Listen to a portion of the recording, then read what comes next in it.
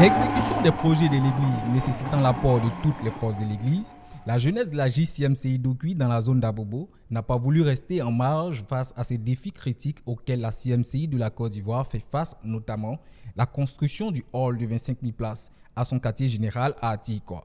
C'est dans ce contexte que le bureau de la grande famille du sous-centre de Dokui dans la zone d'Abobo, avec à sa tête Edgar Kwaku, président de la JCMCI d'Okui, a organisé ce dimanche 15 mai 2022 sa première activité annuelle, communion fraternelle qui répond à l'invitation du premier responsable du sous-centre de Dokui, le pasteur Nyengeri Kone. Au cours de cette rencontre, il a exhorté à partir d'Ecclésiaste 11, le verset 1 à 6, et sensibilisé chaque jeune du sous-centre à l'entrepreneuriat, moyen pouvant leur permettre d'apporter leur pierre à l'édifice. Quand nous voyons la maquette du quartier général, le quartier général demande beaucoup d'investissements. Et pour qu'on puisse investir, il faut que chacun entreprenne. Que tu sois fonctionnaire, que tu sois travailleur, que tu sois dans le privé, que tu sois non fonctionnaire, chacun doit entreprendre. Investir, entreprendre vient de Dieu. Un enfant de Dieu normal doit entreprendre. Nous renversons les principautés, nous prions que Dieu nous bénisse. Mais si tu n'as pas semé, qu'est-ce que Dieu va bénir? Qu'est-ce que Dieu va arroser? C'est pour ça que le sage dit, le vient se forme, la pluie va tomber. Mais quand la pluie va tomber, elle va tomber sur quoi? Qu'est-ce qui va pousser? Puisque tu n'as rien semé, tu n'as rien investi, tu n'as rien déposé, tu n'as pas planté, tu n'as rien planté. Donc même quand la bénédiction de Dieu va descendre, elle va descendre sur quoi? Était présent à cette cérémonie solennelle le président de la jeunesse d'Abobo, le pasteur Lucien Abbé, Wilfried Kwame, vice-président de la dite jeunesse, et une forte délégation du bureau zonal. Je voudrais que le Seigneur vous ouvre l'esprit, qu'il vous donne l'onction nécessaire, que vous soyez des hommes fidèles, des hommes loyaux, attachés à votre dirigeant.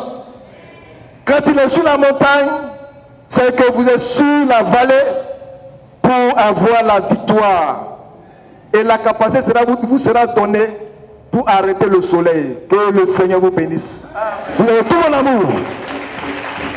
Notons que cette communion fraternelle a aussi été garnie par la louange, une conférence sur l'entrepreneuriat, des témoignages et des jeux bibliques, des activités à travers lesquelles les différentes interventions des jeunes du sous-centre se sont mutuellement édifiées pour répondre à l'appel de leurs dirigeants.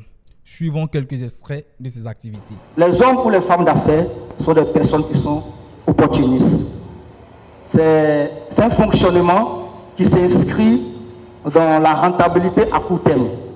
Les hommes d'affaires deviennent très riches, ils deviennent très vite riches. Je vous dis la vérité. Ils ne tardent pas de devenir très riches, les hommes d'affaires. Parce que le profit est immédiat. Mais l'entrepreneur, c'est très différent.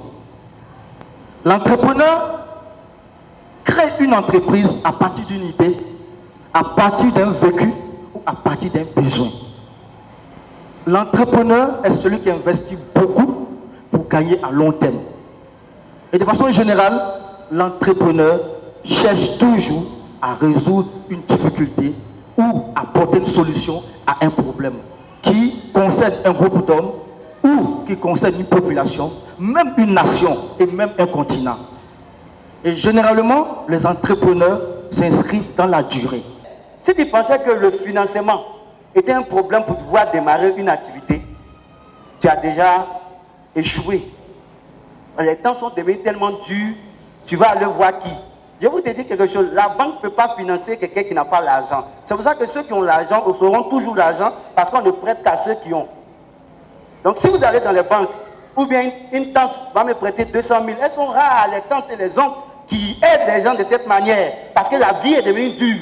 Moi je vendais les jus là.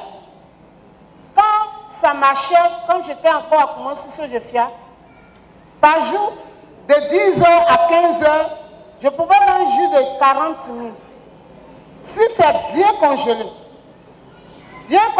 où le soleil sort bien là, jus de 40 000, j'arrive au marché, je pars à 10h, je m'assois, je ne me promène pas.